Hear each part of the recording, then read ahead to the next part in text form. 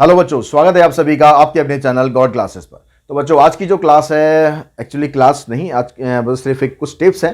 किस चैप्टर के बारे में आज हम बात करेंगे? टाइम सीरीज के बारे में और इन्फ्रेंशियल स्टैट्स, दोनों टॉपिक को हम इकट्ठा ले लेते हैं, क्योंकि जो टाइम सीरीज है उसके अंदर बहुत ज़्यादा ऐसा बताने का कुछ है नहीं, और आप लोग भी ज़्यादा उसमें इंटरेस्टेड होंगे नहीं, क्योंकि आपको उसके बारे में सब कुछ पता ही है। तो आपको इसमें अगर हम टाइम सीरीज की बात करें तो 6 मार्क्स का टॉपिक है, ठीक है। और इन्फ्रेंशियल स्टैट जो है 5 मार्क्स का टॉपिक, यानी टोटल 11 नंबर के बारे में आज हम बात करने वाले हैं कि 11 नंबर आपको किस तरीके से लेने हैं। तो पहले हम बात करते हैं टाइम सीरीज की, जिसमें बहुत ज़्यादा कन्फ्यूज़न नहीं है। आपको सीधा सीधा एक्सरसाइज 11.1 को बिल्कुल भी नहीं करना है, क्योंकि उसके अंदर इंडेक्स नंबर है। इंडेक्स नंबर हमारे इस साल के सिलेबस में नहीं है। तो ठीक है, 11.1 ML अग्रवाल की डिलीट कर देंगे। अगर आपको कोई पास कोई और बुक है तो इंडेक्स नंबर का टॉपिक डिलीट कर देंगे।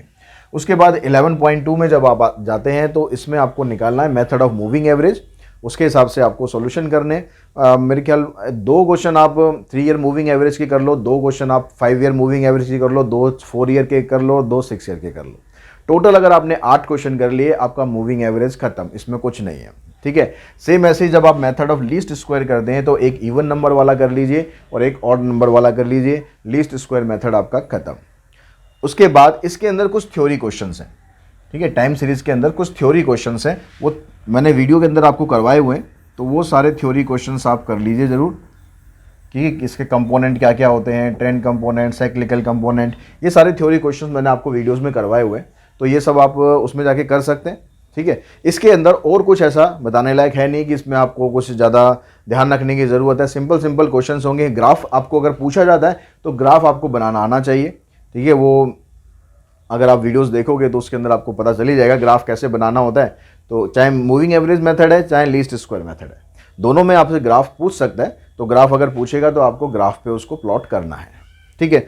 अगर हम बात करते हैं इन्फ्रेंशियल स्टैट्स की, तो इन्फ्रेंशियल स्टैट्स में यहाँ पर बहुत कुछ कन्फ्यूज़न है यहाँ पर कि क्या करना है क्या नहीं करना, कुछ समझ में नहीं आता। कुछ टीचर्स अलग बात करते हैं, कुछ टीचर्स अलग बात करते हैं, मैं अलग बात करता हूँ, कोई और टीचर अलग बात करता है। तो आप लोग भी कंफ्यूज हो जाते हैं कि भाई क्या करना चाहिए क्या नहीं करना चाहिए। तो मैं इसमें ये कहूँगा कि आप ज़्यादा इधर उधर की बातों पे ध्यान ना देकर आप सिर्फ सिलेबस को फॉलो करो। आप सिलेबस को फॉलो करो और उसके हिसाब से आप चलो। तो सिलेबस को एक बार हम यहाँ पर पढ़ लेते हैं, फिर उसके बाद हम बात करेंगे कि हमें क्या करना चाहिए क्या नहीं करना चाहिए।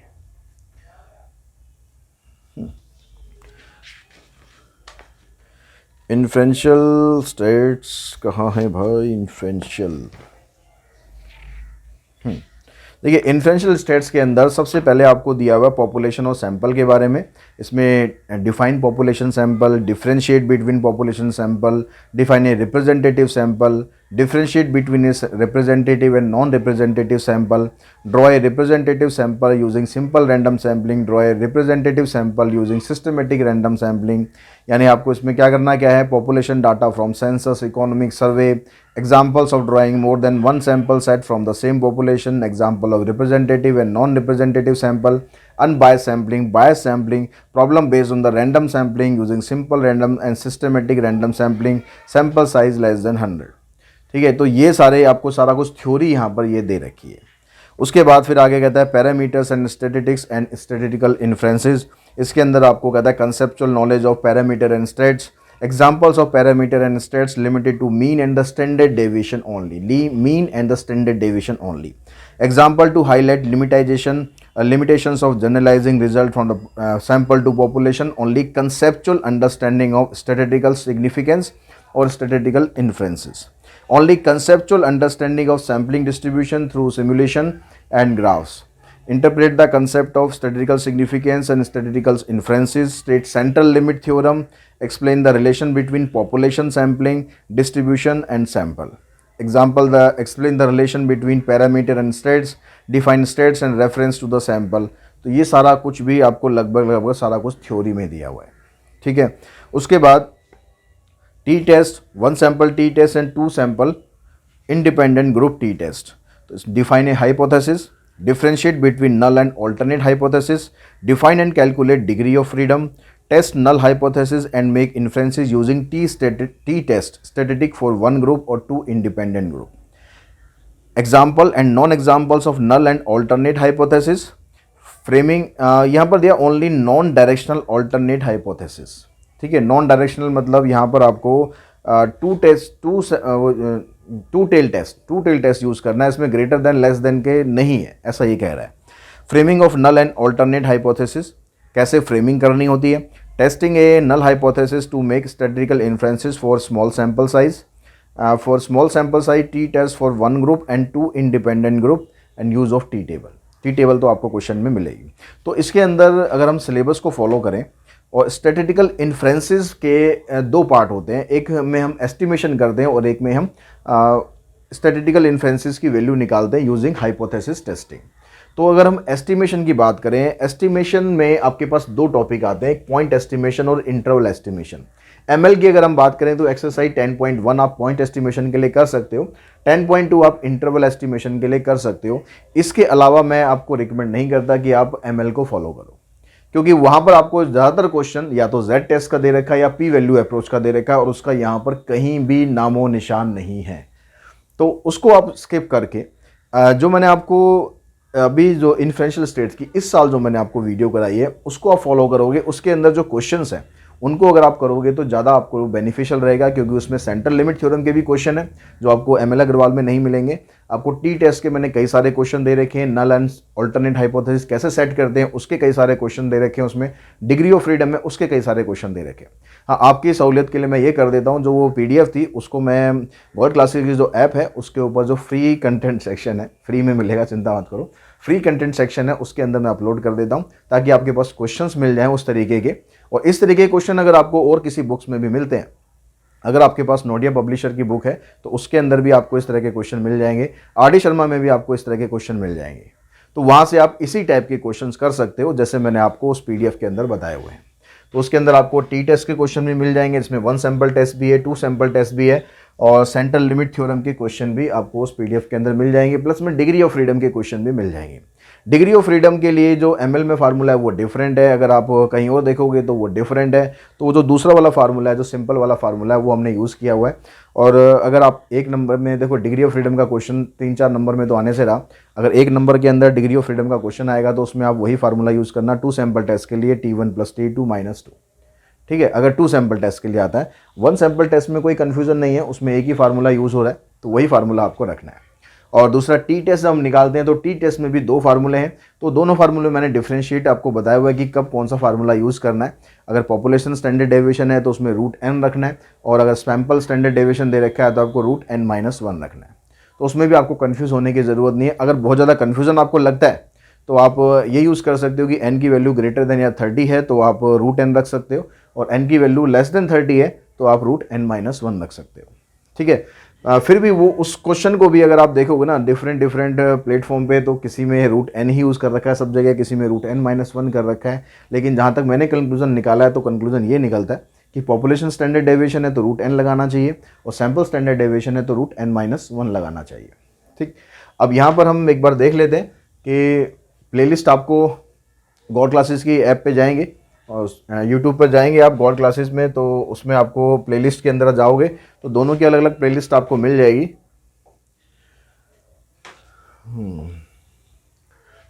तो ये प्लेलिस्ट है हमारे पास, ये तो एलपीपी की हो गई।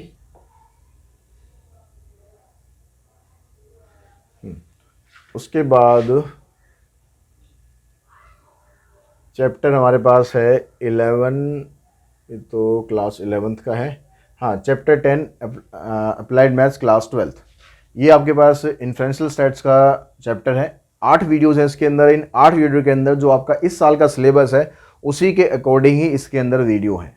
लास्ट ईयर के वीडियोज़ के अंदर एमएल कंप्लीट सॉल्व है, अगर आप एमएल ही करना चाहते हैं तो आप वहाँ जा सकते हैं, लेकिन इस साल के हिसाब से आप ये 8 वीडियोज़ कर लेंगे तो आपका इन्फ्रेंशियल यहाँ से बहुत अच्छे से हो जाएगा। उसके अलावा फिर हम चैप्टर नंबर कौन सा है हमारे पास, तो यहाँ पर ये आपको पहली जो प्लेलिस्ट है इसी में आपको मिल जाएगी टाइम सीरीज़ की जो प्लेलिस्ट है, time series introduction component of time series. ठीक है, ये आपके पास थंबनेल है। अब इसमें अंदर आप जाओगे तो इसमें हमने इंडेक्स नंबर जो इस साल डिलीटेड है उसको हटा रखा है, और जो टाइम सीरीज़ की वीडियोज़ है इसमें लास्ट ईयर की वीडियोज़ है। इस साल नई वीडियोज़ नहीं बनाई है क्योंकि सिलेबस में कुछ ऐसा फ़र्क था नहीं और टाइमिंग का थोड़ा इशू था, तो लास्ट ईयर की वीडियोज़ हैं उससे आप देख के जो टाइम सीरीज़ है आपका वो कंप्लीट आप यहाँ से कर सकते हो। ठीक है। और इन्फ्लुएंशियल स्टेट्स का ही मैंने आपको बता दिया है कि आप वहाँ पर कर सकते हो। उसके अलावा अगर हम जाएँ तो हम चलते हैं अभी CBSE के सैम्पल पेपर पर, कि सैम्पल पेपर में आपको इन दोनों टॉपिक्स के क्वेश्चंस क्या क्या दिए हुए हैं, किस तरीके के दिए हुए हैं, क्योंकि इन दोनों के अंदर थ्योरी क्वेश्चन भी काफ़ी मैटर करते हैं। इन्फ्लुएंशियल स्टेट्स के अंदर स्पेशली, इन्फ्लुएंशियल स्टेट्स में पाँचों के पाँचों MCQs में दे रखे हैं, लेकिन ये ज़रूरी नहीं है, ये ज़रूरी नहीं है कि सारे के सारे MCQs में आएगा। अगर हम स्टार्टिंग से सैम्पल पेपर देखें तो आप ये मान के मत चलना कि इन्फ्लुएंशियल स्टेट्स में सिर्फ छोटे छोटे क्वेश्चन कर जाओ कि सर पाँचों के पाँचों MCQ हैं, अगर MCQ आएंगे तो छोटे छोटे आएंगे, तो ऐसा कोई ज़रूरी नहीं है कि सारे MCQ आएँ। तो यहाँ पर देखिए जो पहला दूसरा क्वेश्चन तो इसमें से है नहीं, थर्ड क्वेश्चन आपका इन्फ्लुएंशियल स्टेट से है, ठीक है। इसमें आपको टी वैल्यू भी दे रखी है, आपको बट टी वैल्यू निकाल कर आपको चेक करना है कि इनमें से कौन सा आपका आंसर होगा। उसके बाद फिर आगे कह रहा है for the purpose of t test of significance degree of freedom आपसे पूछ रहा है, तो डिग्री ऑफ फ्रीडम का क्वेश्चन हो गया। और standard deviation of sample of a population is called है, ये भी आपके पास इन्फ्लुएंशियल स्टेट्स का क्वेश्चन है। 3 क्वेश्चन तो यहीं पर ही हो गए। और उसके अलावा चौथा क्वेश्चन ये टाइम सीरीज़ का आपको दे रखा है, ठीक है, जो कंपोनेंट इसके अंदर यूज़ हो रहा है, कौन सा कंपोनेंट यूज़ हो रहा है। उसके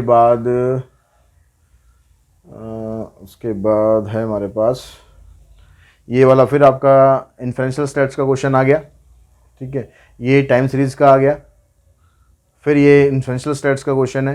तो इन्फ्लुएंशियल स्टेट्स और टाइम सीरीज़ के क्वेश्चन सैम्पल पेपर में तो आपको भर भर के दे रखे हैं, ठीक है। लेकिन फिर मैं आपको वही याद दिला रहा हूँ कि ज़रूरी नहीं है कि जितने MCQ यहाँ पर इन्फ्लुएंशियल से आए हैं उतने ही एक्चुअल पेपर में भी आ जाएँ, तो वो थोड़ा बहुत कम ज़्यादा हो सकता है। हाँ, मार्क्स जो है वो तो सेम ही रहेंगे, उसमें फ़र्क नहीं पड़ेगा। तो उसके अलावा टाइम सीरीज़ का क्वेश्चन जो है 2 तो MCQ में आ चुके हैं, और एक आपको मेरे ख्याल से सीधा इसमें केस स्टडी दे रखी है, तो बीच में कोई क्वेश्चन इन दोनों का नहीं है, क्योंकि इन्फ्लुएंशियल के पाँचों के 5 नंबर आपको वहाँ दे दिए। अब जो केस स्टडीज़ आपको दे रखी है उसमें एक केस स्टडी है जो केस स्टडी सेकंड है। तो इसमें आपको क्या क्या दिया हुआ है, इसमें कहता है by taking it to 2017 and origin use the method of least square. यहाँ पर मेथड ऑफ लीस्ट स्क्वायर आपको यूज़ करना है। और उसके बाद फिर कह रहा है demonstrate the technique to fit the best suited straight line trend by the method of 3 year moving average, also draw the trend line. इसके ऑप्शन में क्वेश्चन दिया है कि अगर आप मेथड ऑफ लीस्ट स्क्वायर की जगह आप उसको 3 ईयर मूविंग एवरेज से करना चाहते हैं तो उससे भी कर सकते हैं, और उसका ग्राफ भी आपको ड्रॉ करना है। लीस्ट स्क्वायर वाले में ग्राफ ड्रॉ नहीं करने को बोला है। फिर उसके बाद what are the estimated sale for the Sumita business for 2022, उसका आपका एस्टिमेटेड सेल बतानी है। And Mrs Shamita wishes to grow her business to yearly sale of this in which year she will able to reach her target. बाकी के दोनों question तो बिल्कुल simple हैं, इसमें से बस स्टार्टिंग में जो भी काम करना है वो स्टार्टिंग के क्वेश्चन में करना है, चाहे तो मेथड ऑफ लीस्ट स्क्वायर लगा लो या फिर आप मेथड ऑफ मूविंग एवरेज लगा लो। तो बस ये आपका सिलेबस है। टोटल मिलाकर इन दोनों चैप्टर से 11 नंबर है, और 11 नंबर लेने आपके लिए इसमें बहुत मुश्किल नहीं है, ठीक है, बहुत आसान है। इवन मैं पूरे अगर अप्लाइड मैथ्स की बात करूं तो जो 65 मार्क्स है अपार्ट फ्रॉम द कैलकुलस, वो सारा का सारा बहुत इजी है। थोड़ा सा भी आप मेहनत करेंगे ना तो वो 65 तो आपके कहीं नहीं गए। बस जो भी मेहनत करनी है, थोड़ा ज़्यादा एफर्ट लगाना है, कैलकुलस में लगाना है, और कैलकुलस के जो 15 मार्क्स हैं उसको लेने के लिए आपको अच्छी तरह जोर आजमाइश करनी पड़ेगी। और आई होप मैंने जो उसका वीडियो आपको कैलकुलस का बनाया हुआ था उससे आपको थोड़ा हेल्प मिलेगी कि किस तरह से आप अपनी कैलकुलेशन की प्रिपरेशन कर पाओगे।